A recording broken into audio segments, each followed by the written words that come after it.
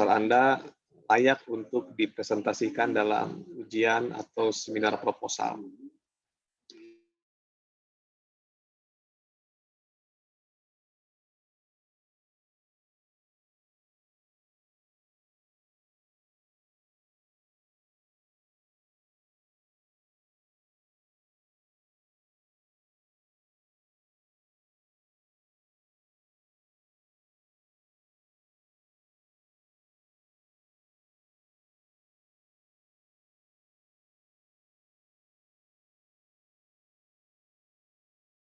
S2 nanti ketemu dengan level yang lebih tinggi lagi.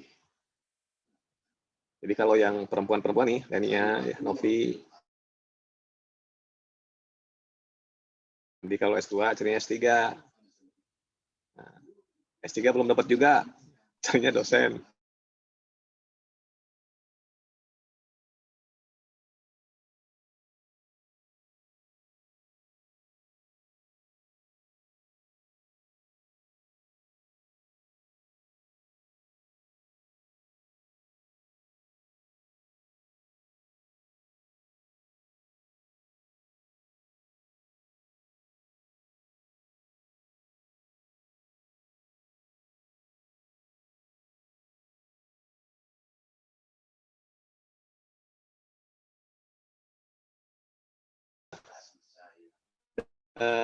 Baik kajian pustaka maupun metode penelitian, proposal itu tidak usah terlalu panjang, yang penting pokok-pokoknya saja. Jadi pokok-pokoknya disampaikan dalam proposal, karena nanti detailnya akan dibuat dalam tulisan skripsi. Yang harus detail di proposal itu habis itu adalah bagian pendahuluannya. Jadi kalau bagian kajian pustaka, bagian kajian metode penelitian cukup bagian-bagian pokoknya saja. Nah, nanti kita coba ya seperti apa bagian-bagian pokok dalam proposal supaya minimal setidaknya Anda dibuat mudah. Kalau sudah masalahnya jelas, judulnya clear, kesananya itu mengalir. Baik, share screen. Siapa yang mau share screen? Yang sudah selesai kajian pustaka ada? Boro-boro Pak, udah ulang ke acan. Oke, Neng Rina. Kalau lihat dari sorot matanya kelihatan sudah mandi pagi Neng Rina nih. Betul, Fen? Iya, ya Bapak mohon maaf, Opcam. Iya Bapak mohon maaf, Iya. Opcam. Ini sinyalnya sedang kurang baik. Sinyalnya sedang kurang baik. Oh, ya. dikira karena belum mandi jadi off cam. Alhamdulillah sudah Bapak. Kalau kajian pustaka, Neng baru ini sih Pak, ngurain 2 subjudul, belum diterusin lagi, tapi tadi baru ngerintim metode penelitian. Oke, share screen aja, share screen. Biar ada produk yang bisa kita pelajari bersama. Baik. Selain yang Rina, kalau teman-teman ada yang punya produk, boleh nanti minta, Pak, saya mau share screen untuk produk yang dibuat ya. Masih disable, Bapak. Silakan hostnya diberi kesempatan.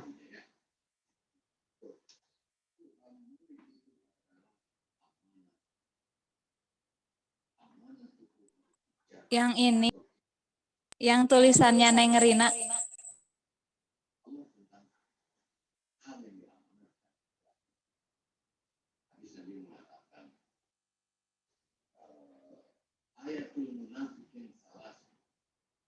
Ciri yang tidak ada sahabat ngomong bohong, tidak ada akhlak, janji apa, ingkar janji, waidatu, mina akon kalau amanah itu sampai amanah tidak dijaga, berat ya, kurang munafik, kurang ngaku, tapi Udah bisa nih, belum? Belum, Bapak. Ya, Isan, dikondisikan Isan.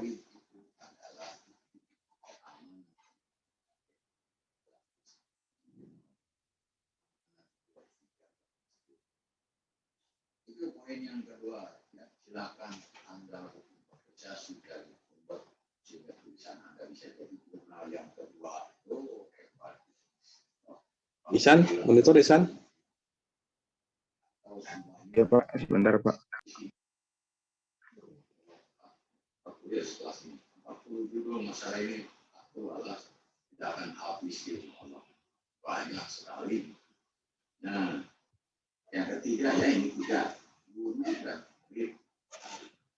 yang terakhir, karena yang masih cerita tentang hakikat, apa sih yang disampaikan itu? Yang disampaikan dari guru kepada murid itu adalah ilmu. Ya, ilmu. Oke, Neng, dari judul, Neng. Dari atas, dari covernya. Baik. Ilmu. Jadi hakikat ilmu apa sih sebenarnya? Ya, bagaimana mendapatkan ilmu? Apa fungsi ilmu itu? Nah, dibahas dari hakikat ilmu. Bismillahirrahmanirrahim. Pemanfaatan media podcast dalam pembelajaran PAI di sekolah. Teknologi menjadi salah satu elemen penting dalam perkembangan peradaban manusia. Perkembangan teknologi ini sudah menjulur ke berbagai belahan dunia, termasuk Indonesia. Salah satu produk teknologi yang berefek pada pesatnya peradaban manusia adalah internet. Keberadaan internet telah mengakibatkan pesatnya perkembangan teknologi informasi. Data menunjukkan bahwa Indonesia termasuk salah satu negara pengguna internet tertinggi di dunia. Menurut survei Asosiasi Penyelenggara Jasa Internet Indonesia atau yang disingkat APJI, pada tahun 2017 pengguna internet di Indonesia mencapai 1.443,26 juta jiwa atau sama dengan 54,68% dari jumlah penduduk Indonesia. Kemudian, data terbaru yang dirilis oleh We Are Social dan Hootsuite. Bentar, Neng. Itu berapa? 1.443,26 juta jiwa. Itu dibacanya gimana itu?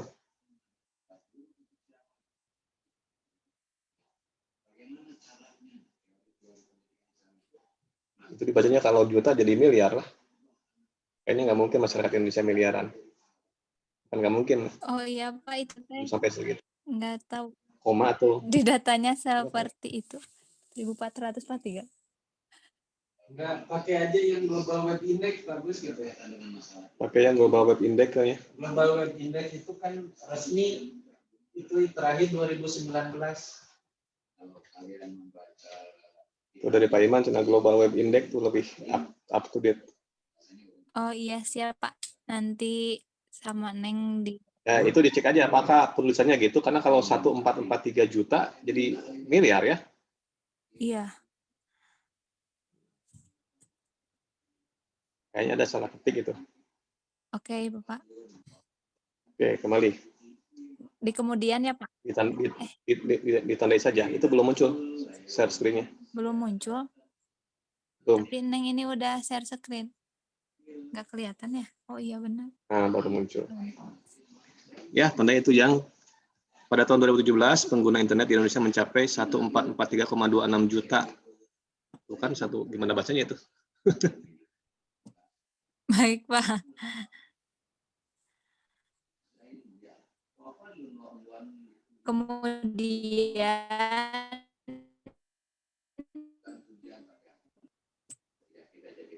Kemudian data terbaru yang dirilis dan Hootsuite mengungkapkan bahwa atau 1,2% dari tahun 2020. Pengguna internet naik sekitar 27 juta atau 15,5% dari tahun 2020, 10 juta atau 6,3% dari tahun 2018. Hal ini menandakan bahwa dari masa ke masa pengguna teknologi informasi dan komunikasi sangat signifikan. Penggunaan teknologi informasi dan komunikasi sudah tak asing di benak masyarakat karena memudahkan manusia untuk mencukupi apa yang berkomunikasi dengan teman saudara dan keluarga pembelajaran. Yang semakin variatif secara nyata telah membawa pengaruh terhadap berbagai lini kehidupan manusia termasuk pendidikan. Pendidikan senantiasa kekal walaupun banyak perubahan dari teknologi ataupun posisi demografi. Dengan demikian, pendidikan harus bersifat dinamis dan adaptif terhadap perkembangan zaman. Apalagi jika pendidikan dilaksanakan kepada generasi milenial saat ini yang dikenal dengan istilah generasi Z. Pas dari teknologi dan senantiasa hidup ingin lebih praktis. Hal ini menantang pendidik untuk inovatif, kreatif, efektif, dan efisien dalam mengajar generasi Z yang merupakan para remaja masa kini. Berdasarkan karakteristik ini, sudah sepatutnya guru masa kini membawa kemajuan teknologi informasi ke dalam pembelajaran di dalam kelas agar tercipta suasana kelas yang lebih kondusif dan variatif. Untuk menciptakan suasana kelas yang kondusif dan variatif, pendidik dapat memanfaatkan media sehingga pembelajaran lebih bernilai dan maksimal. Media adalah salah satu komponen dalam pembelajaran sehingga memiliki peranan penting karena menentukan keberhasilan guru dalam menyampaikan materi. Pemanfaatan media di era teknologi, informasi, dan komunikasi ini tentu harus pula memanfaatkan beragam produk aplikasi yang dihasilkannya. Media berbasis teknologi, informasi, dan komunikasi menjadi salah satu kebutuhan baru bagi peningkatan kualitas pembelajaran. Berkaitan dengan pemanfaatan media dalam suatu pembelajaran oleh pendidik, Al-Quran telah memberi isyarat sebagaimana ditegaskan dalam Quran Surat Al-Isra ayat 14, At-Taubah ayat 11, dan Al-Baqarah ayat 76. Kalimat dalam ayat tersebut memiliki kata kerja bacalah, jelaskan, dan ceritakan. Dan ini erat kaitannya dengan konotasi media audio. Sementara itu, untuk surat Al-Baqarah ayat 3 saran kepada Nabi di bumi. Kedua bentuk media tersebut adalah bukti pentingnya media dalam suatu pembelajaran sebagai perantara yang dapat menyampaikan pesan dari pendidik ke peserta didik. Penciptaan suasana kelas yang kondusif dan variatif dengan memanfaatkan media pembelajaran berbasis teknologi, informasi, dan komunikasi mutlak dibutuhkan pendidikan agama Islam. Contoh media berbasis Islam atau PAI di beberapa sekolah masih belum optimal dan terkesan monoton. Salah satu hasil riset menunjukkan akibat pembelajaran yang monoton menyebabkan motivasi persepsi peserta didik penyambung cukup membosankan. Seringkali pelajaran yang sudah diajarkan diulang kembali dan lebih parah lagi mereka menganggap bahwa mengikuti pelajaran PAI tidak penting. Beberapa faktor yang berhasil diidentifikasi mengapa seorang pendidik melakukan pembelajaran terkesan monoton diantaranya, pertama, kurang peka terhadap teknologi sehingga tidak dimanfaatkan untuk media belajar. Kedua, cenderung kaku dan masih bergantung kepada buku bacaan. Sudah seharusnya peran sebagai pendidik dalam perkembangan teknologi dan komunikasi saat ini seyogianya mampu menyampaikan materi, melaksanakan proses pembelajaran dengan maksimal agar terjadinya proses pembelajaran yang efektif. Ini share screen-nya ada nggak? Iya, hilang. Oh iya, ini Pak keluar lagi. Masukin lagi. Ini Pak sudah ketemu hadisnya, tapi nggak ada riwayatnya, jadi kurang yakin untuk dicantumkan. Ya. Realita di lapangan menunjukkan bahwa telah ada pendidik dengan beberapa inovasi. Realita di lapangan menunjukkan bahwa telah ada pendidik PAI. Pendidiknya dihapus. Telah ada beberapa inovasi, nah itu dihapus pendidiknya. Telah ada beberapa inovasi oleh pendidik PAI dalam memanfaatkan teknologi informasi dalam pembelajaran. Penelitian yang dilakukan oleh Shiva tahun 2019 menunjukkan bahwa pemanfaatan pembelajaran PAI melalui media sosial dapat meningkatkan minat baca peserta didik, belajar dapat bersifat fleksibel, menyenangkan, sehingga siswa tidak merasa jenuh dalam mempelajari materi PAI. Selain itu, penelitian yang dilakukan oleh Lurita tahun 2020 bahwa pemanfaatan TIK berbasis YouTube dalam pembelajaran PAI memberikan dampak positif untuk pembelajaran. Hal ini ditunjukkan oleh respon siswa yang mengatakan bahwa dengan belajar melalui YouTube dapat meningkatkan minat minat belajar PAI, dapat mengulang materi yang belum dipahami, dan siswa lebih mudah belajar dimanapun dan kapanpun.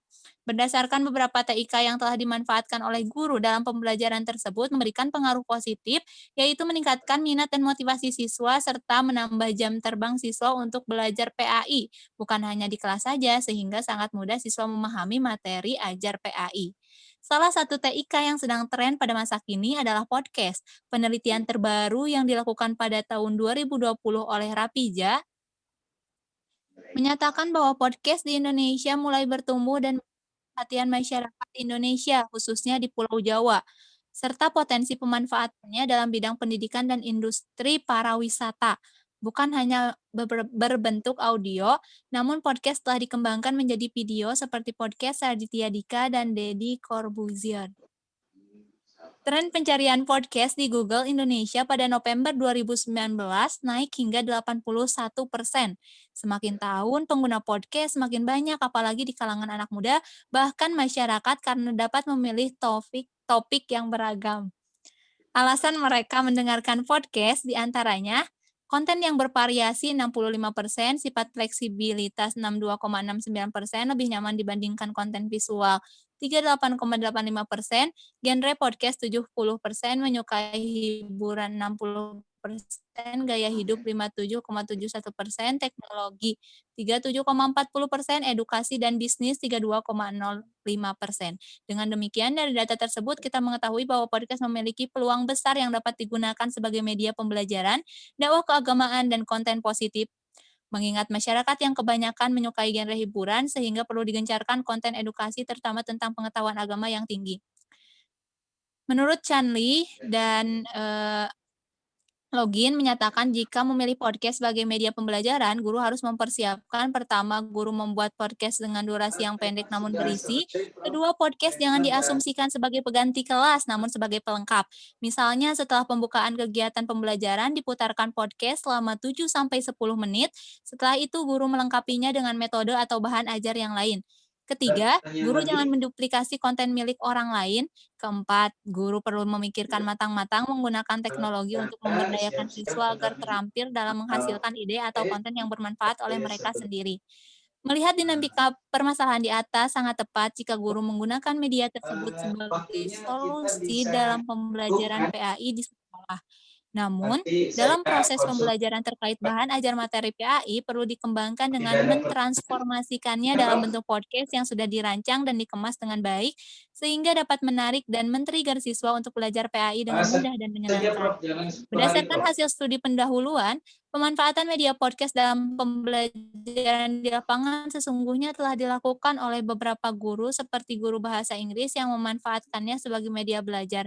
Hasil yang ditemukan bahwa podcast dapat meningkatkan konsentrasi siswa, meningkatkan keterampilan mendengar siswa, dan memberikan antusias kepada siswa untuk belajar. Namun, konten podcast yang dibuat hanya berbentuk audio saja. Bagi siswa yang mudah paham melalui pembelajaran audiovisual akan memerlukan waktu untuk mudah memahami materi melalui audio saja. Kemudian, podcast ini sudah dimanfaatkan oleh guru bahasa Jerman. Hasil dari penelitian tersebut dapat meningkatkan keterampilan menyimak siswa dalam belajar bahasa Jerman. Namun, podcast yang telah dibuat masih terpusat dari guru. Hal ini sama dengan menggunakan metode ceramah saja. Dikhawatirkan siswa masih bosan dalam menyimak materi ajar yang diberikan guru. Sedangkan untuk saat ini, belum ditemukan penelitian mengenai pemanfaatan podcast dalam pembelajaran PAI. Namun, untuk pemakaiannya sendiri, sudah ditemukan podcast yang dibuat oleh guru PAI sebagai media pembelajaran yang ditemukan oleh peneliti melalui Spotify. Selain ini linknya. Selain itu, peneliti juga menemukan ini linknya juga. Podcast di atas merupakan produk dari Aris Ananda dan Syamsul Wardani yang dimanfaatkan sebagai media pembelajaran. Namun dalam menyampaikan materi melalui suara masih belum jelas artikulasi dan intonasi. Audio yang digunakan tidak jernih dengan durasi 9 sampai 20 menit. Hal tersebut mungkin dapat membuat siswa ngantuk dan bosan.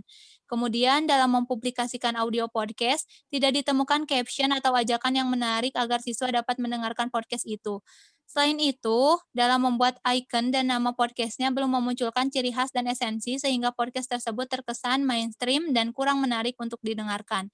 Berdasarkan analisis dari beberapa penelitian guru yang telah memanfaatkan podcast sebagai suplemen pembelajaran, peneliti berupaya untuk merancang media podcast dalam pembelajaran PAI. Pertama, icon dan nama podcast akan dibuat dengan semenarik mungkin yang menonjolkan ciri khas dari podcast yang peneliti buat. Kedua, peneliti akan merancang penyampaian materi menjadi 3 konsep. Yang pertama terpusat kepada guru namun terkesan mengajak bicara siswa. Yang kedua, mendatangkan narasumber PAI. Yang ketiga, mengaitkan materi dengan kehidupan sehari-hari. Dalam penyampaian materi, peneliti akan menganalisis karakter siswa terlebih dahulu agar menyesuaikan dengan bahasa sehari-hari mereka. Ketiga, audio yang digunakan adalah alat merekam suara sehingga audio yang dikeluarkan akan jernih. Keempat, podcast yang akan dibuat bukan hanya berbentuk audio namun juga video. Maka dari itu, peneliti tertarik untuk meneliti dengan mengangkat judul pemanfaatan media podcast dalam pembelajaran PAI di sekolah. Oke, sampai sini dulu ya, bagian pendahuluan. Jadi kalau saya menyimak redaksi kata yang diungkapkan oleh Neng Rina, itu saya seperti naik bis pariwisata. Ya, naik bis pariwisata, kemudian ada guide-nya, ada AC-nya, ada videonya. Jadi enak mendengarnya dan enak membacanya. Jadi kalau dalam skala 100, khusus untuk angkatan ini, dahuluan Neng, saya kasih nilai 100, Neng. Untuk skala kelas ini ya. Untuk skala ini, karena kadang-kadang yang lain belum selesai dahuluannya. Ini layak dibaca oleh teman-teman ya. Ini ngalir bahasanya. Mengalir, kemudian konteksnya jelas, idealnya jelas, realitanya jelas, kemudian kesenjangan yang diangkat juga jelas, lalu novelty kebaruannya juga jelas ya. Apa yang akan ditelitinya jelas, bedanya dengan yang penelitian sebelumnya juga jelas. Jadi saya kasih 5 jempol lah buat Neng lah. Ya Neng? Neng mau dikasih 5 jempol Neng? Terima kasih banyak Bapak 5 atau atas bimbingan. jangan 5, 4 lah, 4 jempol. Kata Pak Iman jempolnya 4, yang 5 jempol naon. Tapi bagus, nanti masih kena sok jorok kah? Ini lebih di tata tulis sih. Tata tulisnya di itu nanti dirapikan ya tata tulisnya. Siap, Bapak. Cuman saya nggak tahu ini apakah parafrase atau kutipan langsungnya itu yang harus hati-hati ya. Tapi karena proposal tidak akan dipublikasi, jadi sebenarnya nggak terlalu beresiko ya. Hanya nanti ketika sudah jadi skripsi yang akan dipublikasi baru parafrasenya harus banyak ya. Harus sering parafrase, jangan kutip langsung. Oke, teman-teman ada pertanyaan untuk bagian pendahuluan? Kalau dari saya sih mendengarkannya enak tadi ya. Denisa menyimak Denisa? Iya, Bapak. Komen Neng, Denis, komen. Tulisannya Neng, bandingkan dengan tulisan Denis.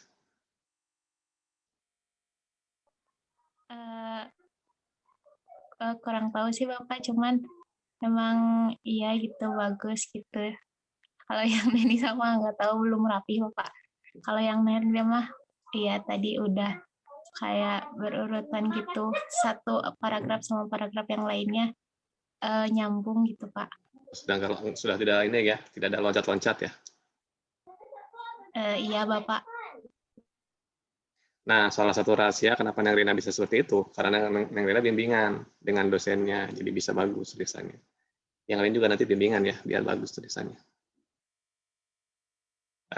Awalnya saya mau menjadwalkan minggu ini ya, tapi kalau saya inginnya Anda bawa produk, tidak kosong. Jadi ketemu saya itu ada produk yang dibawa. Jadi saya membimbingnya adalah produk yang sudah ada bahannya. Jadi tinggal saya perbaiki apa yang kurang dari produk itu.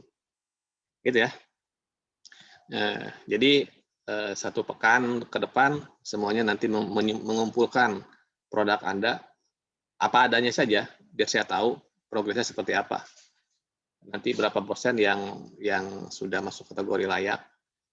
Kelemahannya di mana sih? Apakah dalam redaksi bahasanya atau dalam apanya yang menjadi kelemahan proposal yang Anda buat itu ya. Tapi yang contoh Neng ini saya ini baca tadi malam ya, karena tadi malam saya suruh Neng menghadap ke saya untuk saya ingin menemukan satu pendahuluan yang enak dibaca dan jadi contoh buat teman-teman yang lainnya. Seperti itulah makanan yang enak. Tidak hanya asal jadi makanan ya, tapi ada rasa yang harus juga distandarkan, standar rasanya. Bedanya koki dengan konsumen itu di situ. Kalau konsumen dia hanya bisa mengkritik, ini nggak enak. Tapi kalau koki, dia bisa menentukan apa yang lemah dari makanan ini. Oh ini kurang garam, ini kurang asam, ini kurang pedas. Nah itu koki bisa memberikan solusi. Oke Neng, lanjut Neng. Yang lain sambil baca yang punya masing-masing ya. Rumusan masalah. Berdasarkan permasalahan di atas, terdapat beberapa masalah yang disimpulkan, yaitu pembelajaran PAI di beberapa sekolah masih terkesan monoton, sehingga membuat siswa bosan, sulit memahami materi yang disampaikan, dan menganggap belajar PAI tidak penting. Kemudian, karena berkembangnya teknologi membuat remaja masa kini lebih tertarik menggunakan gadget dalam setiap harinya untuk mendengarkan dan menonton konten yang dapat menghibur mereka. Dalam penelitian ini, peneliti mengklasifikasikan rumusan masalah menjadi dua, yakni secara umum dan khusus. Secara umum, yaitu bagaimanakah pemanfaatan media podcast dalam pembelajaran PAI di sekolah. Secara khusus, rumusan masalah yang akan dijelaskan sebagai berikut. Bagaimana perancangan bahan ajar PAI menjadi sebuah podcast dalam pembelajaran PAI di sekolah. Yang kedua, bagaimana proses publikasi media podcast sebagai pembelajaran PAI di sekolah. Yang ketiga, bagaimana proses pemanfaatan media podcast dalam pembelajaran PAI di sekolah.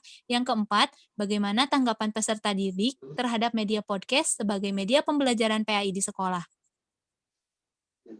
Oke, berarti di sini ada 4 ya, perancangan, publikasi, pemanfaatan, dan respon ya, tanggapan ya.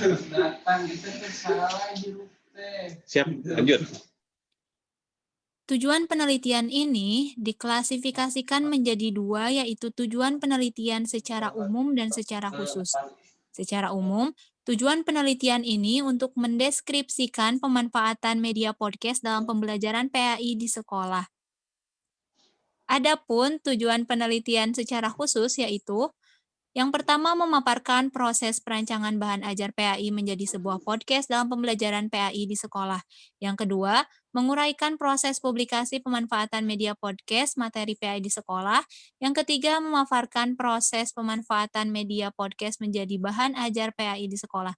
Dan yang keempat, menganalisis tanggapan peserta didik terhadap media podcast yang digunakan dalam pembelajaran PAI di sekolah. Oke, lanjut.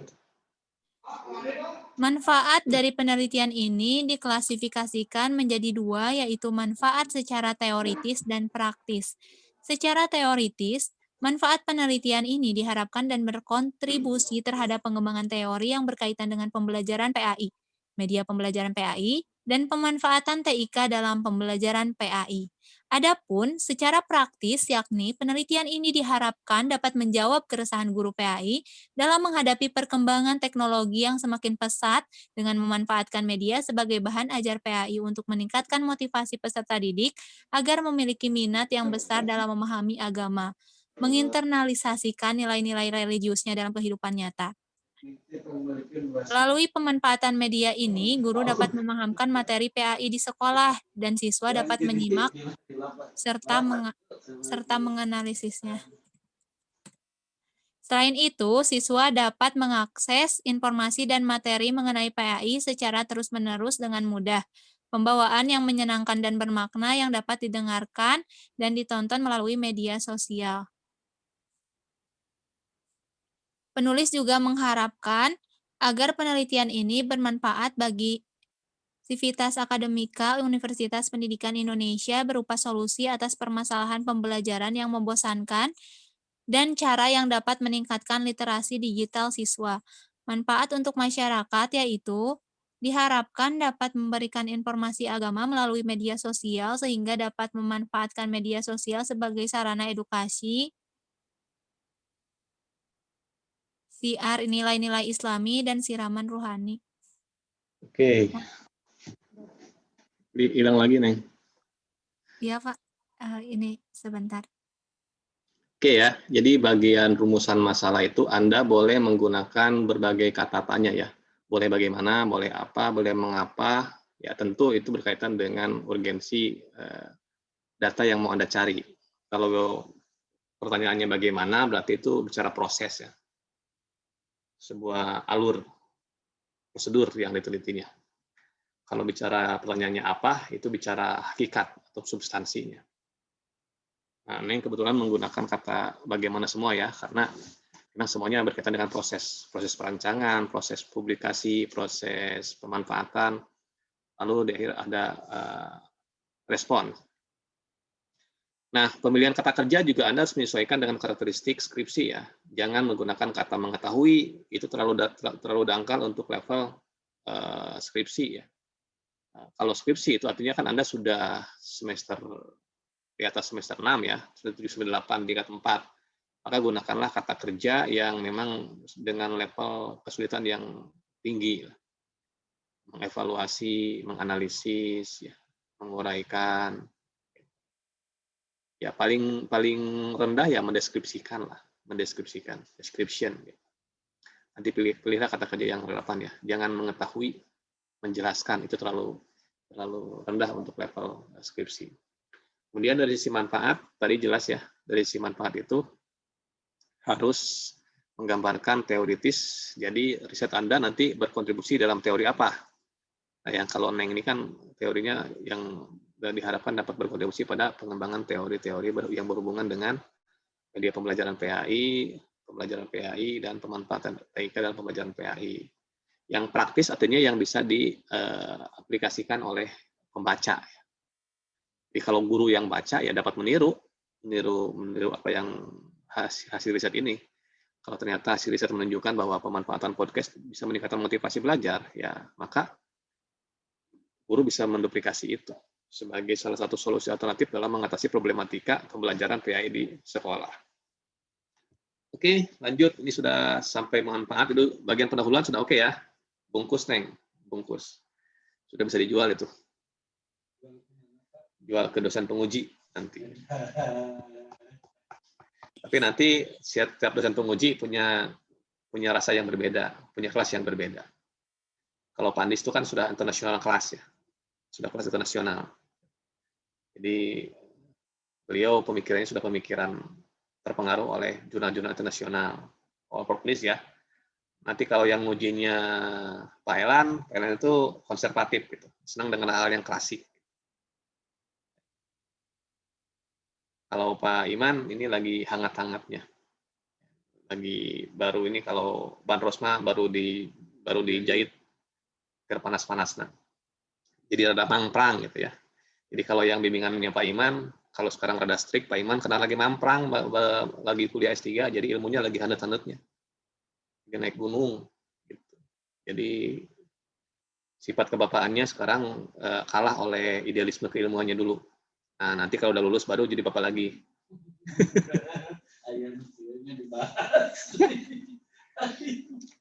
Ya, sasa ya. Riri, sadai Pak Iman teh. Kok bapak berubah jadi kayak gini, bapakku? Bapakku berubah sejak S3. Gitu ya, sasa ya. Bapakku jadi galak.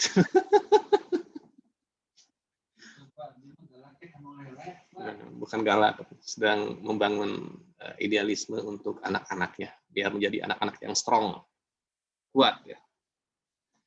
Baik, kajian pustaka. Baik, Bapak. Sebagai landasan teori dalam penelitian ini, peneliti mengembangkan teori-teori yang relevan dengan permasalahan yang dikaji. Ruang lingkup teori yang dikembangkan dalam penelitian ini secara garis besar meliputi kajian teori tentang pembelajaran PAI di sekolah, media pembelajaran, TIK dalam pembelajaran dan podcast sebagai media pembelajaran. Kemudian, untuk melihat hubungan keterkaitan penelitian ini, peneliti juga menguraikan beberapa penelitian terdahulu yang relevan. Ini Nah, ini bagus nih, ada paragraf pengantar ya. Paragraf pengantar yang mengantarkan apa yang mau dikaji dalam kajian pustaka di proposal ini ya. Sehingga orang begitu baca satu paragraf awal, dia akan tahu, oh ke bawahnya akan bicara apa nih. Bicara tentang teori pembelajaran PAI, media pembelajaran, TIK, dan seterusnya. Ini urutannya ya, Neng, urutannya berarti mulai dari yang umum dulu ya. Pembelajaran PAI secara umum, kemudian berarti nanti di dalam pembelajaran PAI, itu akan terkait komponen pembelajaran, yang di dalamnya ada media pembelajaran. Turun ke media pembelajaran. Dari media pembelajaran nanti dibahas teorinya, dan nanti dari media akan disentuh tentang TIK sebagai bagian dari media pembelajaran. Kemudian turun ke teori TIK. Nanti dari TIK akan dikaji berbagai macam bentuk-bentuk TIK ya. Salah satunya adalah TIK dengan memanfaatkan media sosial. Nanti ada YouTube, ada Instagram, ada apa lagi. Nah, sampai ke podcast. Yang terakhir baru bicara podcast ya. Podcast sebagai media pembelajaran. Oke, bagus ya. Lanjut, Neng. Bapak maaf, ini banyak yang nggak rapi. Dari pembelajaran PAI di sekolah ya, Pak? Bentar, saya lihat dulu.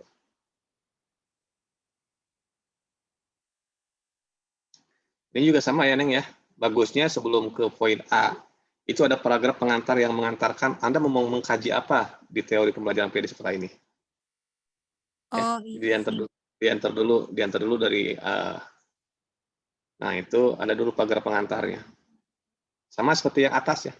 Kalau yang atas bicara tentang isi dari kajian pustaka yang bagian B, kalau yang bawah itu isi dari bagian 1. Jadi paragraf pengantar apa yang mau dikaji dari teori pembelajaran PAI ini. Bagus kalau Neng bisa langsung menyebutkan di dalam pengantar itu adalah teori apa yang apa grand teori dari pembelajaran PAI. Grand teorinya grand teori siapa yang pembelajaran PAI itu? Bagaimana kalau grand teorinya siapa pembelajaran PAI? Pembelajaran PAI itu bisa dari mata tafsir, tapi dia bukan ke pembelajaran ya.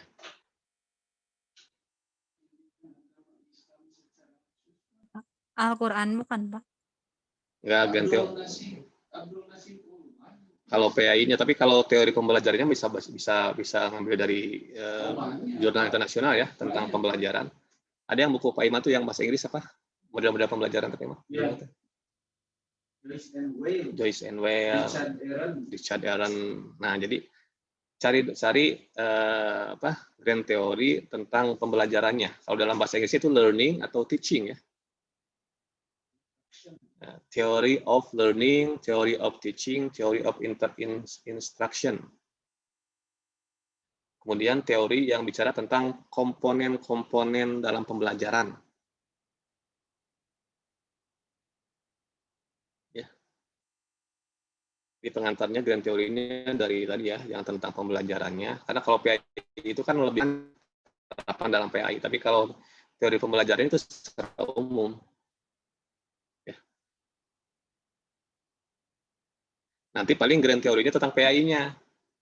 Nah, apa itu pendidikan Islam, pendidikan agama Islam. Nah, itu bisa baca tulisannya Pak Ahmad Tafsir, bisa baca tulisannya siapa yang Abu Dinata ya. Kemudian Samsul Nijar, Abu Dinata. Yang paling muda itu Pak Ahmad Tafsir ya. Atau bisa Prof. Sahidin lah, diambil juga bisa. Tentang PAI-nya ya. Jadi dari pembelajaran PAI itu, nah Irina nanti kembangkan grand teori tentang pembelajarannya, kemudian grand teori tentang PAI-nya. Ya, jadi 2 grand teorinya. Teori besarnya. Nanti ada teori turunannya. Nanti turunan dari pembelajaran dan nanti ada komponen-komponen pembelajaran. Yang saya tahu komponen pembelajaran itu ada komponen tujuan, ada komponen materi, ada komponen strategi, ada komponen evaluasi. Nah, media itu ada dalam strategi. Di strategi itu nanti mencakup di dalamnya adalah ada media pembelajarannya. Ya, media itu hanya bagian kecil dari teori pembelajaran. Bukan bagian kecil sih, bagian dari pembelajaran. Karena nggak ada yang kecil. Coba ke bawah saya lihat ini pengertian pembelajaran. Jadi startnya jangan dari situ dulu. Jadi dari mulai teori pembelajaran. Nah, nanti coba yang dari yang merah di-enter lagi. Dari yang merah itu di-enter lagi. Nanti Neng cari tentang pertama teori pembelajaran. Teori pembelajaran dari teori pembelajaran dari para ahli. Menurut para ahli, nanti cari lah. Jadi kata kuncinya nanti bisa theory of learning, theory of teaching, theory of instruction. Nah, cari di jurnalnya. Kemudian tentang komponen-komponen pembelajaran. Teori tentang komponen-komponen pembelajaran.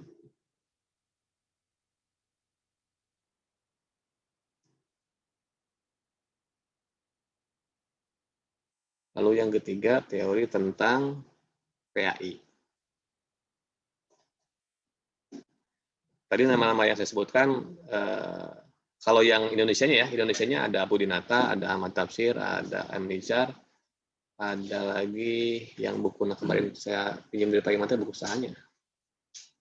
Filsafat Pendidikan Islam teh. Ada itu. Nah, yang luar negerinya nanti bisa cari nasi. Kalau nasi uluan itu luar negeri apa ya? Nasi uluan, kemudian Nakib al-Atas ya. Itu banyak ya. Jadi itu ada teori yang dari orang Indonesianya, ada yang dari luar negerinya ya. Teorinya biasanya Ibnu Khaldun, Pak. Nah, pakai Ibnu Khaldun sudah yang paling tuanya ya. Ibnu Khaldun.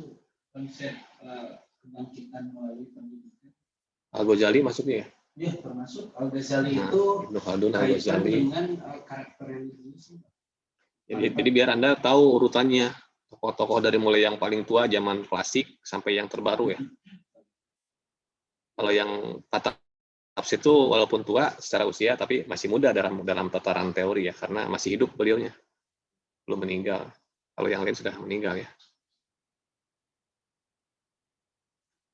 Oke, terus coba lihat yang Neng atau pengertian apalagi terus ke bawahnya.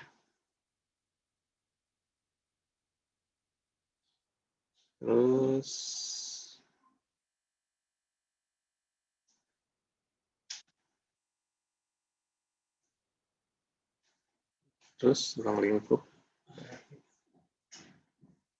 Nah, itu nanti akan ada komponen dalam pembelajaran. Ini ada nih Sayyid Nakib al-Atas ini dikutip di mana.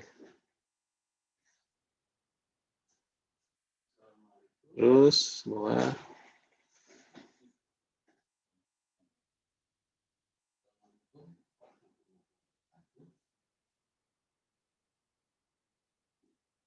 landasan pembelajaran. Nah, ini nanti bagian dari turunan teori pembelajaran ya. Terus ini bisa dipakai sih sebetulnya. Cuman tadi berangkatnya dari teori yang besar dulu ya. Terus bawah nih.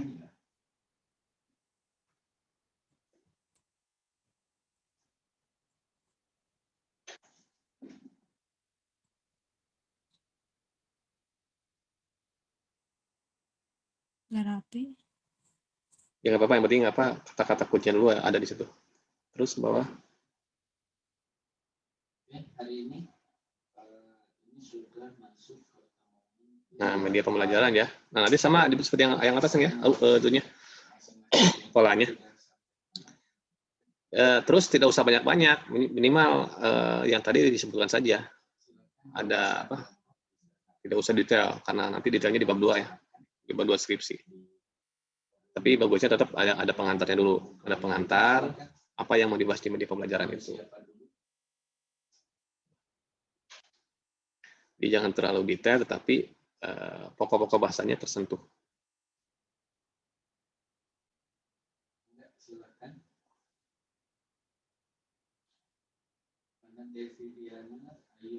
Oke, ini tadi pembelajaran PAI, media pembelajaran.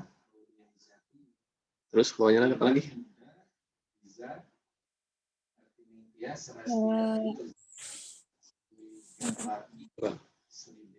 TIK dalam pembelajaran. TIK dalam pembelajaran ya.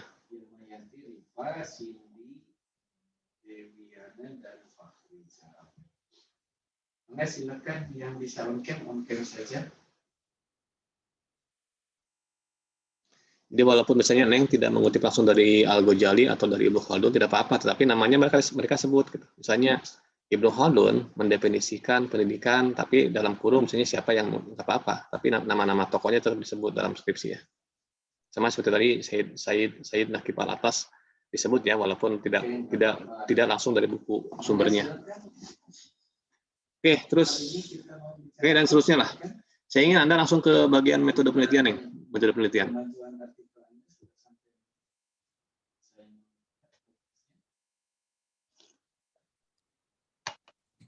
Ini Bapak.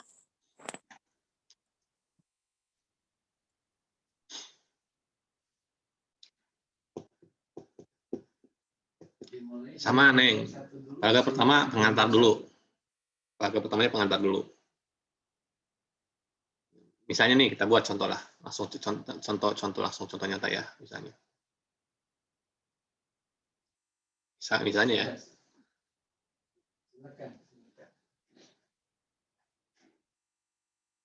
Misalnya untuk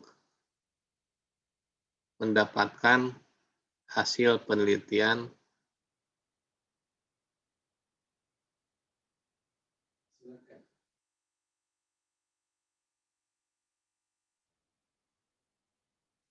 yang optimal,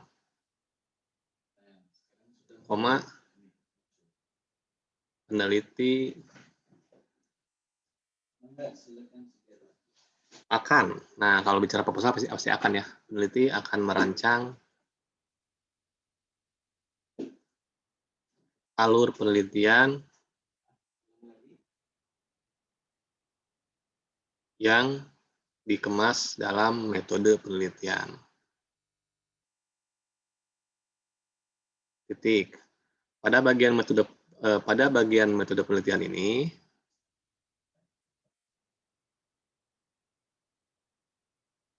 peneliti akan menguraikan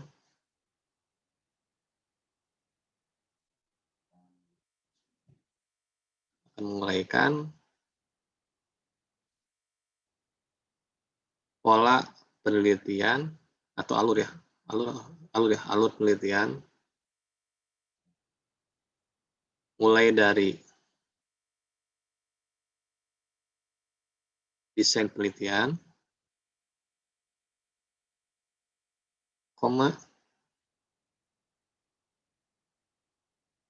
lokasi dan partisipan penelitian,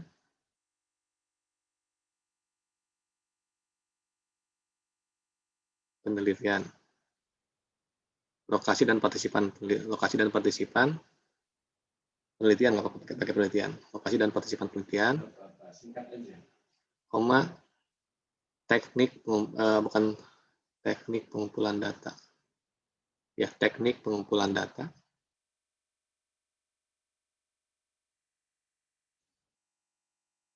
dan analisis data. Oke, jadi pertanyaannya ke bawahnya kira-kira Neng mau bahas apa? Sasa, kalau Sasa bila baca pengantar ini, kira-kira Sasa bisa nebak nggak? Ke bawah Neng akan ngomong apa?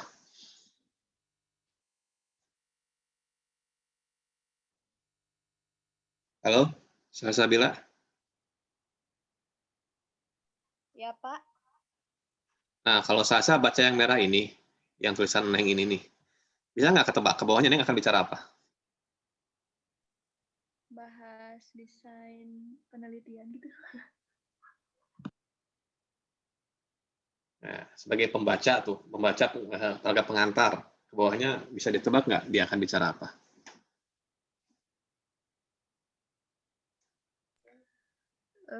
Dari alur sampai analisis datanya dibahas gitu Pak. Ya, jadi apa saja komponen yang di bawahnya nanti.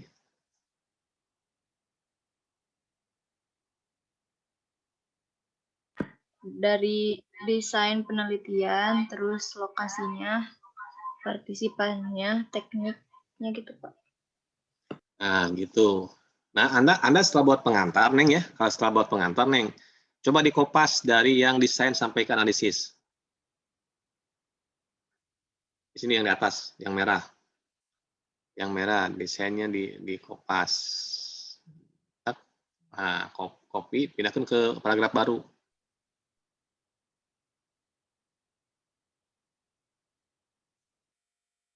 Coba di enter. Nah, desain penelitian, enter. Lokasi dan partisipan, enter. Dari desain, coba dari desain penelitian, enter. Lokasi dan partisipan, enter. Teknik pengumpulan data, enter. Analisis data ya, dannya dihapus. Nah, nanti Neng dan teman-teman yang lain itu hanya membuat 4 paragraf ini. Sangat mudah.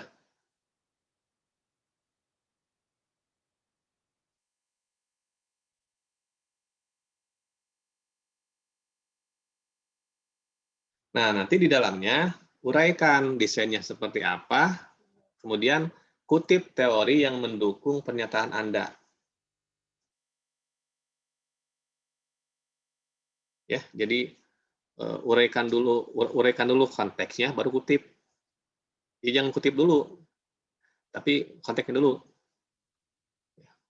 Tulis konteks desainnya. Tulis konteks desainnya.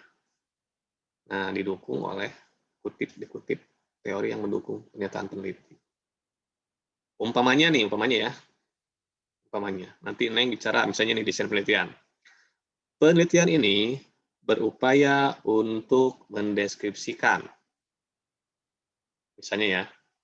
Penelitian ini berupaya untuk mendeskripsikan apa tadi judulnya? Pemanfaatan Media podcast sebagai pemanfaatan media podcast dalam pembelajaran PAI di sekolah. Nah, seperti itu ya. Berupaya untuk mendeskripsikan bla bla bla bla bla. Itu misalnya.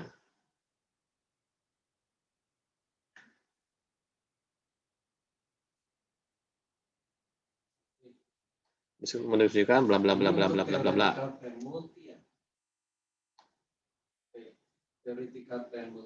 Oleh karena itu sangat tepat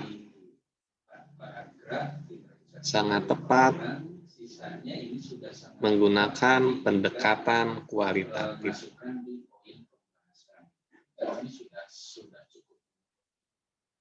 Kembali ke atas. Nah, berikan argumen kenapa tepat menggunakan kualitatif. Nah, ya. Umpamanya kata Neng teh. Mulainya mau dari anak berkebutuhan khusus sebagai memilih kualitatif. Bukan metode ya, pendekatan dulu. Pendekatan tersebut. Nah, Anda coba buka bukunya Prof. Abbas. Ya. Lihat saja di daftar pustakanya. Di daftar pustakanya. Desain itu isinya 2. Desain itu isinya 2. Pendekatan dan metode. Nah, di halaman 14 Romawi ya. Di halaman 14 Romawi, di sini ada pendekatan penelitian. Pilihannya ada 3 dari Prof. Abbas ya. Kuantitatif, kualitatif, dan kombinasi. Jadi Anda tinggal milih riset Anda yang mana pendekatannya, kualitatif, kuantitatif, atau kombinasi di antara keduanya. Nah, nanti Neng harus mencetuskan, misalnya sangat tepat menggunakan pendekatan kualitatif. Hal ini mengingat karakteristik kualitatif sebagaimana disebutkan oleh Asyafah adalah bla bla bla bla bla bla bla. Nah, gitu. pandangan teori tentang ABK. Misalnya Anda, saya anjurkan sih kutip buku Pak Abbas lah, mumpung Anda punya buku Pak Abbasnya. Nanti kutip Asyafah dalam bab 3 ini. Nanti tambahkan dengan buku-buku yang lainnya. Nah, tapi kita penghormatan kepada Prof. Abbas, kita jadikan buku Prof. Abbas sebagai rujukan utama dalam bagian C metode penelitian ini ya. Nah, setelah pendekatan itu metode. Selanjutnya penelitian ini menggunakan, nah nanti metodenya metode yang mana? Di sini Pak Prof. Abbas juga memberikan di buku ini ya, Prof. Abbas memberikan beberapa jenis metode. Ada berdasarkan waktunya, ada historis, ada deskriptif, ada ex post facto, ada eksperimen, ada eksploratif, verifikatif, PTK, dan seterusnya. Nanti Anda pilih yang mana? Yang relevan dengan riset Anda itu. Sama, ungkapkan kenapa Anda memilih metode itu. Misalnya Neng menggunakan metode apa itu di situ. Nanti berikan alasannya. Nah, alasannya dikuatkan dengan kutipan dari sumber ahli. Ya. Masukkan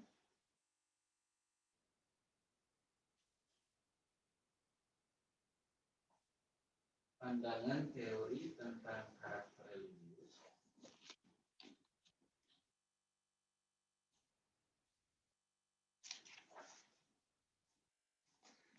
Pokoknya ketika itu Anda baca dulu bagian daftar pustakanya Prof. Abbas, nanti sudah ketemu jawaban-jawaban intinya. Misalnya lokasi dan partisipan udah jelas kan? Lokasinya di mana, Neng ya? Lokasinya di mana, siapa partisipannya udah jelas itu lebih teknis ya. Teknik pengumpulan data, nanti cek di buku Pak Abbas. Teknik pengumpulan data itu mencakup apa saja.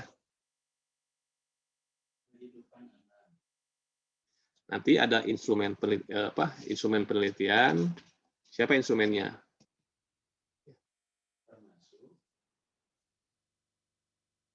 Kalau Neng kan peneliti sebagai key instrumen ya. Nanti jadi kalau pas di teknik pengumpulan data itu ada instrumennya siapa, kemudian ada teknik pengumpulan datanya.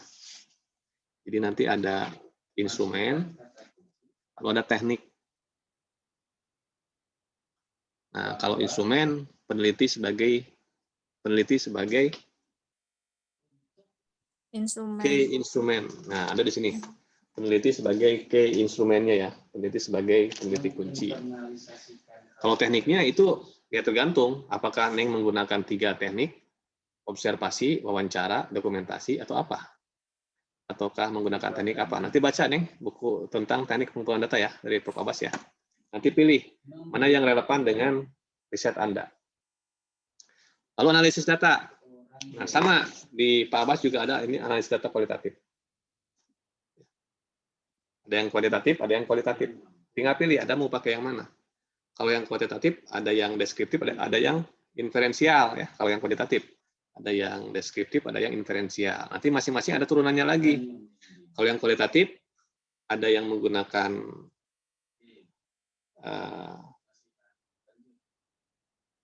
ini banyak ya. Anda bisa menggunakan Myers and Haberman yang reduksi data, display data, verifikasi, bisa yang itu. Bisa juga menggunakan analisis SWOT, bisa juga menggunakan analisis ekor ikan itu apa. Jadi baca dulu teori-teori ini, baru Anda bisa mengisi. Jadi di bagian metode ini tidak usah detail, Anda cukup menyebutkan apa yang diminta oleh, kemudian mengapa, itu saja sih, apa dan mengapa. Jadi kalau Anda bicara misalnya analisis data menggunakan teori dari Myers and Haberman, terdiri atas 3 langkah, display data, reduksi data, display data, dan verifikasi. Nah, nanti display data ngapain? Reduksi data isinya apa? Display data isinya apa? Verifikasi isinya apa? Udah segitu. Paling yang bagian metode ini hanya mungkin 7 paragraf juga selesai. Tidak banyak ya. Yang penting kata-kata kuncinya dimunculkan di situ. Jadi di bagian awal itu kata kuncinya adalah di bagian desain, kata kuncinya adalah pendekatan dan metode. Harus ada itu. Pendekatannya kualitatif, metodenya apa? Deskriptif misalnya. Atau eksperimen atau apa. Kemudian di lokasi dan partisipan jelas ya. Kalau lokasi menyebutkan tempat. Misalnya kalau lokasi itu, ya kalau di desain itu kata kuncinya ada pendekatan dan metode. Harus ada itu. Pendekatan dan metode harus ada.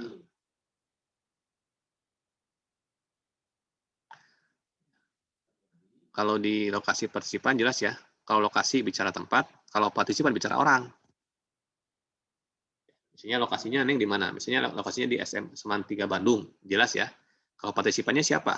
Kepala sekolah, wali kelas, guru PAI, siswa. Nah, itu kan orang ya. Partisipan itu orang. Kalau lokasi tempat.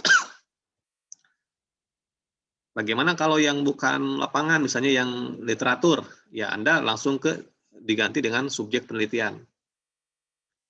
Ya. Subjek penelitiannya adalah kalau Anda buku, ya buku siapa? Misalnya buku kitab Ta'limu Ta'lim, kalangan siapa? Atau kitab Al-Berjanji, kalangan siapa? Kalau yang tokoh ya sebutkan siapa yang jadi partisipannya. Kalau tokohnya sudah meninggal dunia, pasti Anda akan mengkaji buku-buku karyanya. Disebutkan subjek penelitiannya. Kalau teknik pengumpulan data jelas ya. Kalau yang kualitatif, peneliti sebagai instrumen kunci, kemudian teknik pengumpulan datanya tidak akan jauh dari observasi, wawancara, dokumentasi. Nah, analisis datanya kebanyakan sih menggunakan Miles and Haberman. Ya.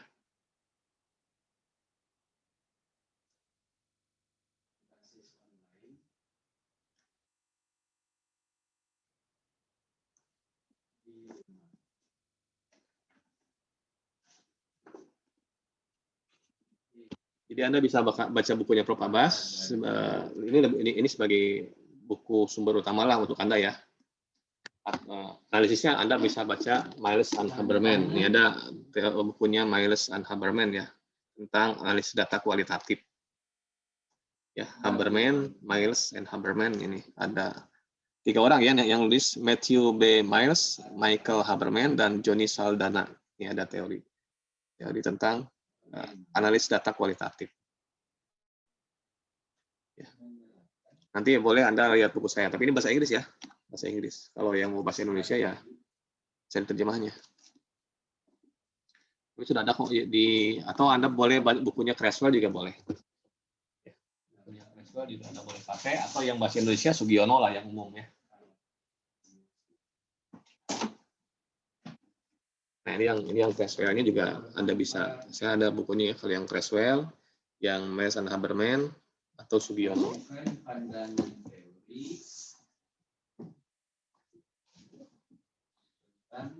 Nah segitu selesai itu proposalnya. Coba lihat itu dapurnya sudah dibuat belum nih? Daftar pustakanya saya nggak akan baca dulu ya.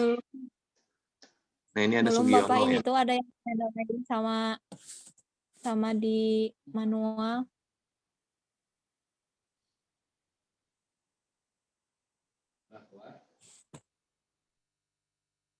Strategi mendidik. Ini belum dicantumin sama yang di Mendeley, Bapak. Oh itu belum ya. Ya, ini baru yang manualnya Saya aja. cuma lihat ini aja, lihat tahunnya.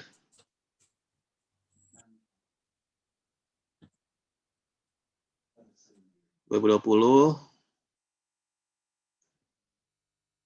2015, 2012, 2021, 2021, 20, 18, 16. Ya baguslah, 5 tahun terakhir ya kebanyakan. Ini kalau yang tua-tua kalau bisa diganti ya, yang 2009, yang itu. Tadi yang 10 tahun terakhir lah minimal.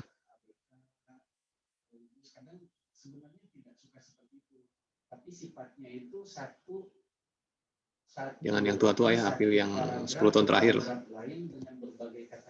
Ada yang internasionalnya, Neng? Internasionalnya. Ini untuk semua sebenarnya, bukan untuk sejarah. Cantumkan nanti beberapa jurnal internasional ya. Kalau Anda baca buku Creswell, ini akan menemukan namanya hook naratif.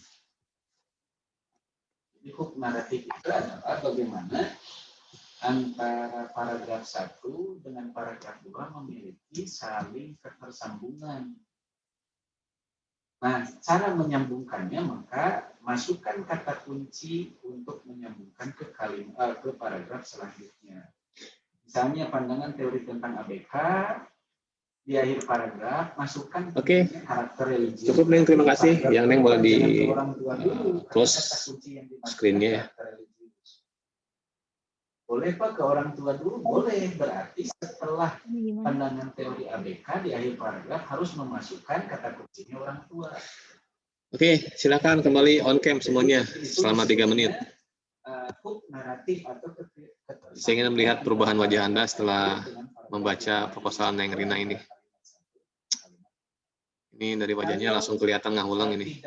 Ya, Ajeng juga kelihatan lagi kalau ya, yang bahagia tuh Ali Imanul Hakim kelihatan bahagia. Nggak tahu lihat siapa di sini. Lihat Adam mungkin ya jadi bahagia. Melin, bisa fokus Melin. Nah, Melin orang tuanya lagi sakit ya. Kita doakan semoga cepat sembuh. Melin. Iya, oke. Oke. Rizky Fona hari nilai yang jadi gimana yang jadinya nilai itu? Yang nilai medlit yang kemarin itu gimana jadinya? Belum. Jadi harus dua-duanya muncul. Iya. Oh, yang baru muncul tuh nilai apa? Metode penelitian. Yang belum tuh penelitian pendidikan ya? Iya betul yang itu. Yang belum sama Pak Agus yang dikasih tugas bikin jurnal itu. Oh iya. Oke. Kan Ponama sudah lagi nyusun skripsi ya. Jadi sebetulnya tidak lagi berhubungan dengan proposal ya. Sudah melewati fase itu ya. Oke, teman-teman, jadi 1 pekan ya. 1 pekan selesai semuanya apa adanya. Pokoknya pekan depan kecuali Rizky Pona ya karena sudah melewati itu. Teman-teman yang lain 1 pekan kumpulkan semua progres terbaik Anda. Syukur-syukur kalau sudah jadi proposal. Ya, karena nanti setelah itu kita akan masuk ke bagaimana kita mengembangkan instrumen penelitian berdasarkan proposal itu. Sekali lagi ya, Anda tidak akan bisa mengembangkan instrumen kalau belum jadi proposalnya, karena instrumen mengacu kepada proposal yang Anda buat. Ya, jadi kita nanti akan belajar bagaimana membuat kisi-kisi instrumen, bagaimana membuat pedoman observasi, pedoman wawancara, pedoman dokumentasi, sampai bagaimana membuat catatan lapangan dan menyusun laporan penelitian. Dan itu semua harus berangkat dari proposal yang sudah jadi dulu. Maka Anda saya beri waktu 1 minggu untuk menyelesaikan proposalnya. Ya. Beres kumpulkan saja. Nanti biar saya mengomentari proposal Anda. Paham ya? Oke, sampai sini ada pertanyaan? Nanti yang bimbingan tatap muka langsung, saya akan jadwalkan setelah saya menerima dulu proposalnya. Karena saya tidak mau membimbing yang dari nol, tapi harus membimbing dari bahan yang sudah dibuat. Karena kalau dari nol butuh waktu yang lama untuk membimbingnya. Tapi kalau dari bahan hanya tinggal membantu merevisi supaya menjadi bahan yang layak untuk diseminarkan. Gitu ya. Oke, silakan. Ada pertanyaan? Jadi kita sudah pada 3 bagian ya, pendahuluan, kajian pustaka, dan metode penelitian. Itu yang wajib ada dalam proposal penelitian. Nanti ujian proposalnya dilaksanakan pada bulan Juni ya, sebelum Anda KKN.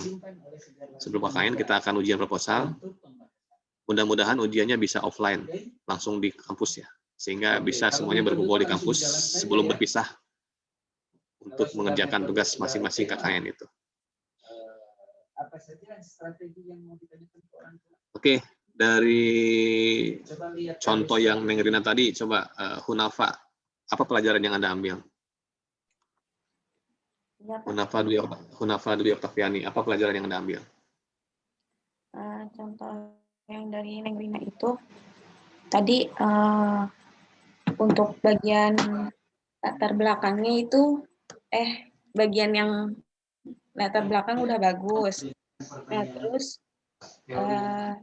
pokoknya yang bab satunya udah. Terus metode penelitiannya.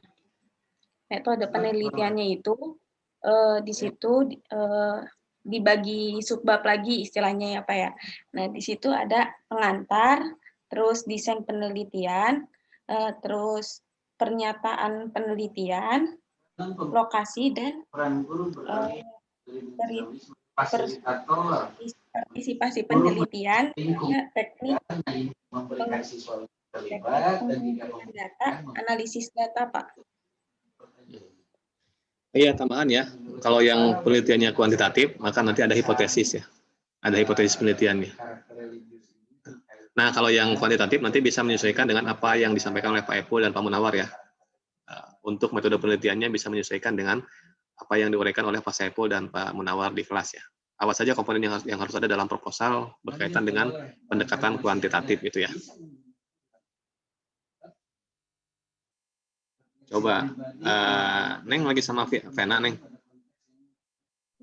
Iya Pak, ini di samping.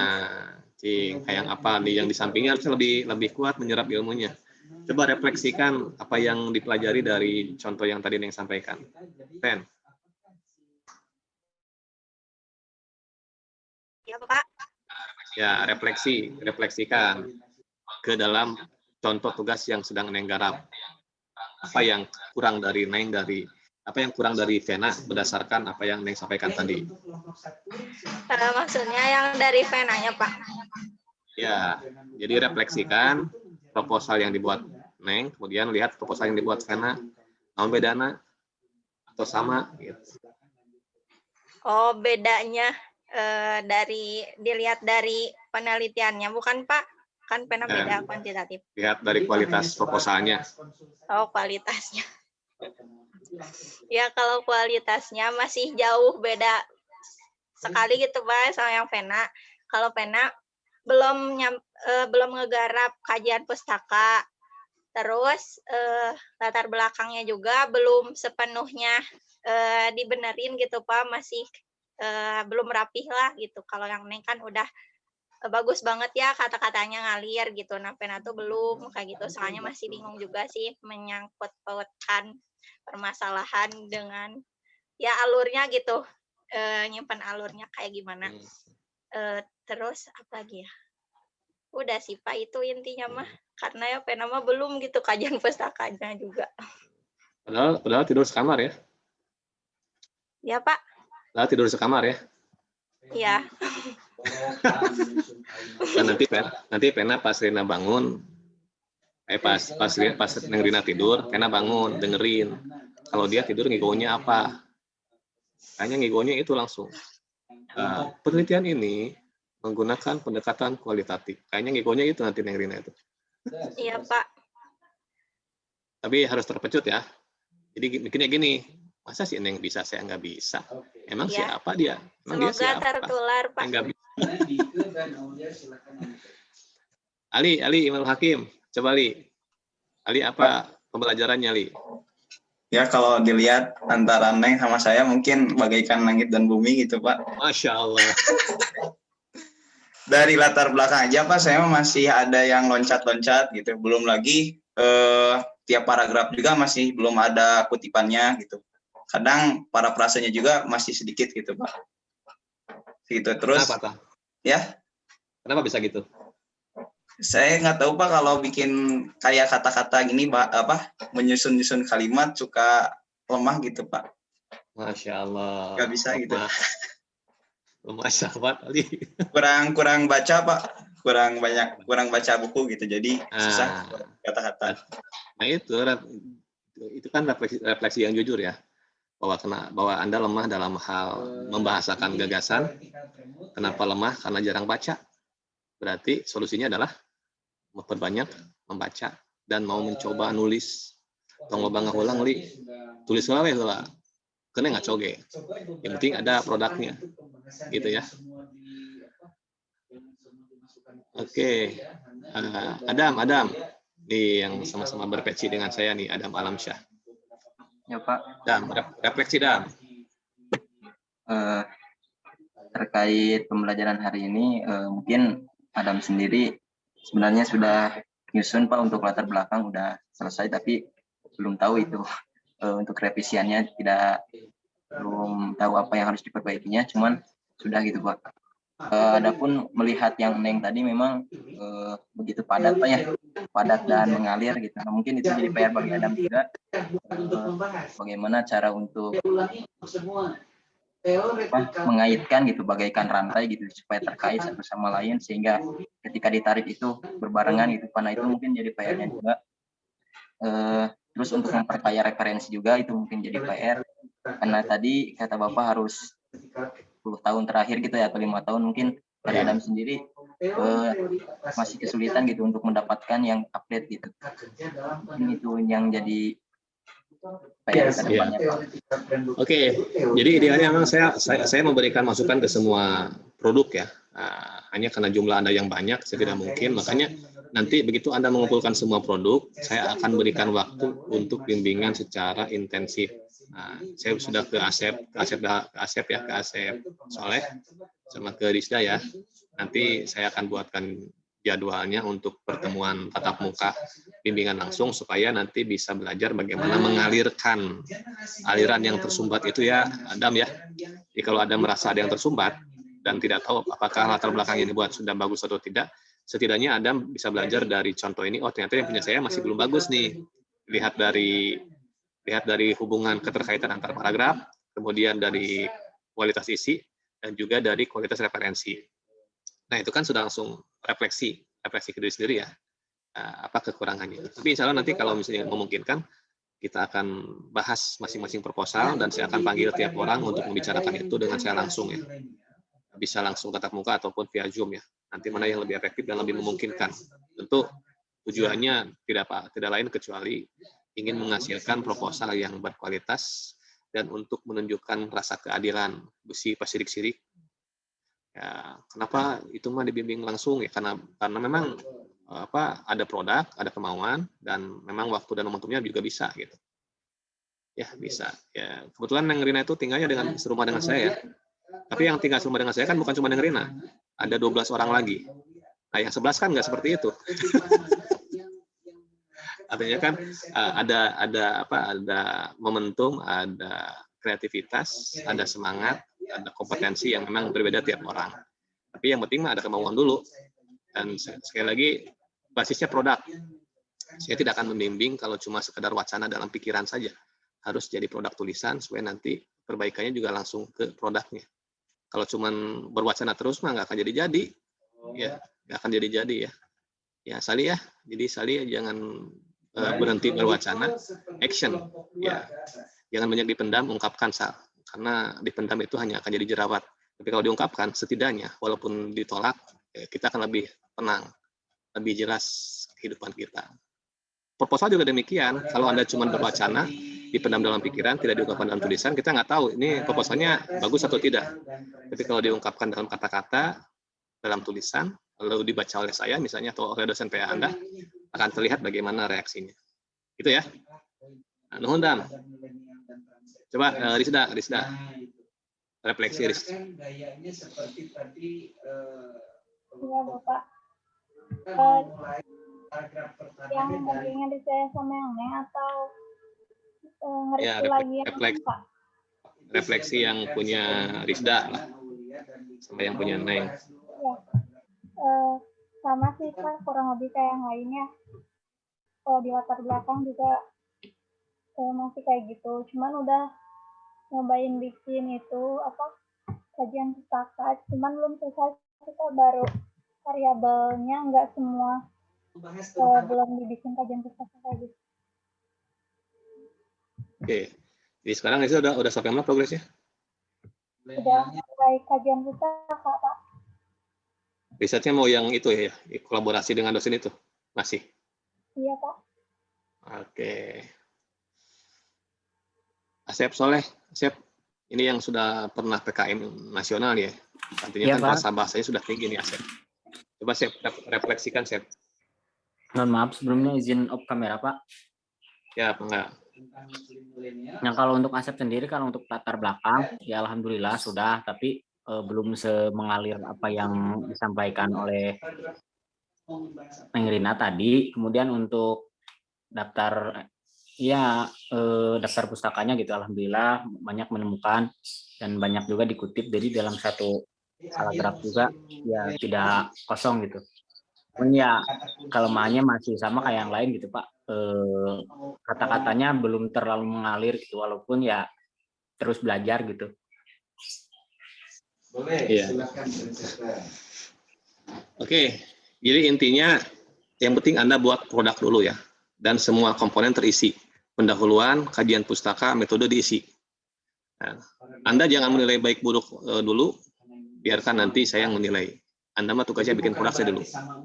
Bikin produk dulu, nanti biar saya yang menilai apakah itu baik, buruk, dan tentu baik buruknya persepsi saya adalah perbaikan. Dan perbaikannya bisa langsung di tempat. Nah, makanya saya mau bimbingannya langsung dalam bentuk workshop ya. Langsung kerja. Workshop itu bengkel kerja ya.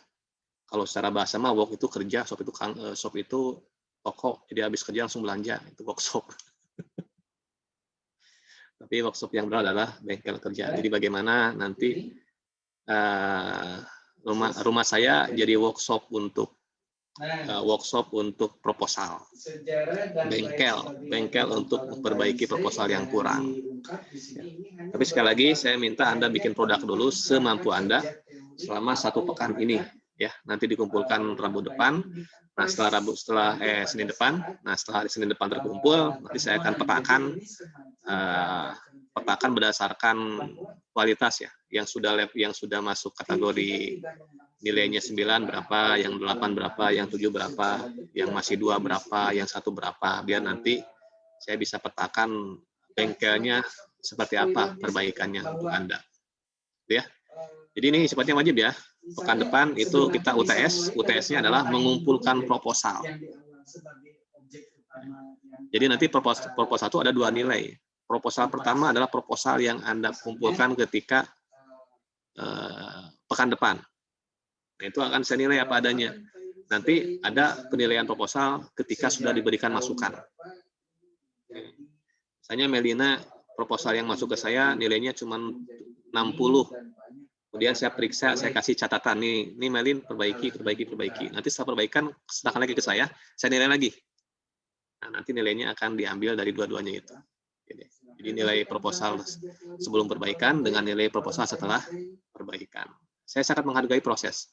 Jadi kalau Anda mau memperbaiki diri, mau ikhtiar, bisa jadi nilai Anda akan sangat bagus karena saya menghargai ikhtiar itu. Daripada sekedar orang yang berwacana tapi bermalas-malasan tidak mau ada produk. Ya tentu harus diberikan reward yang seimbang dengan apa yang dikerjakannya. Itu ya. Saya izin ya, 11.20 saya ada pertemuan di bagian kepegawaian UPI. Jadi sisanya Anda silakan mulai menuntaskan proposalnya ya. Dikumpulkan paling telat sebelum mulai kuliah. Jadi Senin depan sebelum jam 9.30 semuanya sudah terkumpul. Bagusnya nanti Rizda atau Asep ya, dikumpulkan aja barang dulu ya. Dikumpulkan barang nanti kirim ke saya ya paling telat jam 9 pagi lah, kirimkan via Google Drive. Seadanya kalau ada yang belum mengumpulkan ditinggal saja, biar nanti dia nyusul. Itu ya Sep ya, sudah ya. Ya baik Bapak, terima kasih. Gitu. Nanti setelah itu baru saya akan buatkan jadwal untuk workshopnya. Workshop penyusunan proposal. Workshopnya gratis ya, nggak bayar. Asalnya sih mau berbayar, tapi pas saya cek ternyata saldo amal saya banyak kurangnya. Ya, biar saya beramal buat untuk Anda lah. Nanti Anda beramal buat diri sendiri. Apa beramalnya? Ya Anda mengorbankan weekend Anda Sabtu atau Minggu untuk berkunjung ke rumah saya sebagai bengkel proposal. Kalau sekarang rumahnya jadi kosan tahfiz, nah nanti untuk Anda jadi kosan proposal, workshop untuk penyusunan proposal skripsi. Nanti saya akan buatkan jadwal hari Sabtu dari jam 8 sampai jam 4 sore, itu satu sesi 1 jam, nanti berapa orang kira-kira 1 jam itu. Misalnya 4 orang 1 jam, berarti nanti ada berapa sesi dalam 1 hari itu. Ya, nggak apa-apa lah, saya mengorbankan weekend saya untuk Anda, yang penting secara maslahat itu menjadi kebaikan untuk semuanya. Dengan catatan saya mau izin dulu ke anak istri ya. Kalau anak istri saya mengizinkan, saya lanjut. Karena kemarin sempat protes tuh. Kata anak saya, si ayah mah hari kerja kerja, hari libur kerja. Kapan libur? Ya saya bilang, ya liburnya saya kayak gini. Liburnya saya kerja. Kalau nggak kerja ya nggak hidup, nah gitu. Jadi saya nggak bisa berdiam diri, harus ada yang dikerjakan. Ya, karena kalau kerjanya sudah ke TV itu jadi terlalu nikmat hidup itu. Tapi jadi lupa waktu ya. Itu memang. Jadi kalau saya udah nonton drakor itu bisa sampai subuh baru selesai itu. Nanti saya liburkan kosan tahfiznya karena kagok. Itu hanya saran saya. Itu ya teman-teman ya. Mohon maaf nih memberatkan Anda, tapi ini demi kebaikan Anda sendiri. Pokoknya sekali lagi ya, setiap kali Anda ketemu hari Senin dengan saya, Anda harus sadar Anda sudah tua, udah mau lulus. Jadi harus langkah stepnya harus sudah dibuat ya. Stepnya semester ini selesai proposal. Bulan Juni seminar proposal, bulan Juli dapat SK pembimbing skripsi, nah bulan Agustus sudah mulai menggarap. Gitu. Sehingga yang targetnya 3,5 tahun selesai. Hanya mungkin beratnya di angkatan Anda itu mulai berlaku aturan baru ya. Aturan baru pertama aturannya apa? Jurnal harus sudah pernah publikasi jurnal terindeks. Anda kan belum punya ya artikel jurnal yang terindeks ya. Nanti harus syarat sidang tuh harus dipublikasi dulu. Harus sudah punya jurnal yang terpublikasi. Yang keduanya hafalannya tidak dianjuk lagi, harus sudah tuntas 4 juz. Kalau nggak tuntas 4 juz nggak bisa ujian sidang. Nah makanya Ramadan ini manfaatkanlah untuk Anda yang belum progres. Bagi yang mau nulis artikel ya manfaatkan peluang ini sebaik mungkin ya. Baik, terima kasih. Kita berdoa bersama, semoga kita dimudahkan, dijauhkan dari sifat malas, dan dibukakan pikiran kita untuk gampang menerima ilmu dari Allah, dan semangat terus dalam menuntaskan tugas-tugas mata kuliah walaupun berat, tapi itu bagian dari eksistensi Anda sebagai mahasiswa. Barakallahu li wa lakum. Wassalamualaikum warahmatullahi wabarakatuh. Waalaikumsalam warahmatullahi wabarakatuh. Banyak Pak. Ya, izin Terima kasih ya. banyak Bapak. Ayo.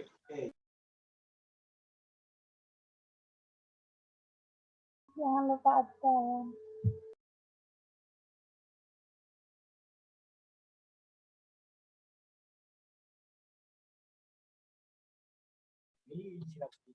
Ramadan